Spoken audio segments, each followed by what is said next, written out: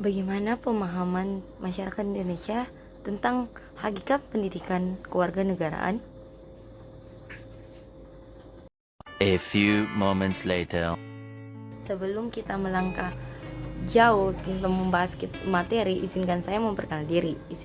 Perkenalkan, nama saya Tri Febrianti Putri dengan NIM 2209035010045. Kelas I, nomor urut 10, Prodi Manajemen, Fakultas Ekonomi dan Bisnis, Universitas Negeri Makassar, angkatan 2022. Baik teman-teman sekalian, pasti teman-teman bertanya tentang kenapa harus pendidikan kewarganegaraan itu dipelajari dari tingkat sekolah dasar hingga perguruan tinggi. Nah, saya akan jelaskan apa sih makna pendidikan kewarganegaraan itu.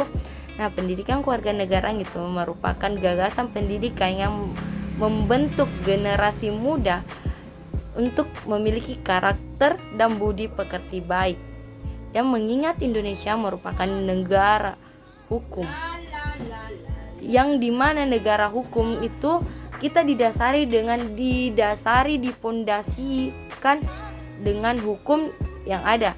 Dari segala sesuatu diatur oleh hukum. Nah, sebelum kita melangkah jauh, apa sih tujuan dari kewarganegaraan itu? Nah, kembali ke pengertian, itu membentuk warga negara yang memiliki kesadaran dan terlibat aktif dalam berbangsa dan bernegara. Gimana sih kesadarannya tentang hak dan kewajiban dan tanggung jawab sebagai warga negara, berpikir kritis dalam segala hal dan berpartisipasi sosial seperti baksos, bisa jadi baksos. Intinya kita sebagai warga negara bisa bermanfaat bagi manusia lain. Nah, pasti teman-teman juga apa perbedaan kita waktu SD, sekolah dasar hingga perguruan tinggi, apa sih bedanya? Nah, bedanya itu pendidikan kewarganegaraan saat kita tingkat SD, kita belajar dasar-dasar tentang bagaimana sih konstitusi, sejarah dari Indonesia, sejarah masyarakat, situasi pemerintah, mayoritas pluralisme dan pendidikan Pancasila, dan kegiatan-kegiatan baik itu organisasi dan kegiatan bermanfaat lainnya. Nah, sedangkan di perguruan tinggi kita belajar tentang bagaimana sih masalah perundang-undangan, permasalahan sosial di kalangan masyarakat dan bernegara, bagaimana sih pendekatan publik kita kepada pemerintah, hingga kita bahas tentang tingkah laku manusia sesama manusia secara individu ke individu. Nah, seperti teman-teman sekalian, ternyata ada sejarah perkembangan di mana pendidikan kewarganegaraan itu dari tahun ke tahun berubah. Dan pada tahun 1957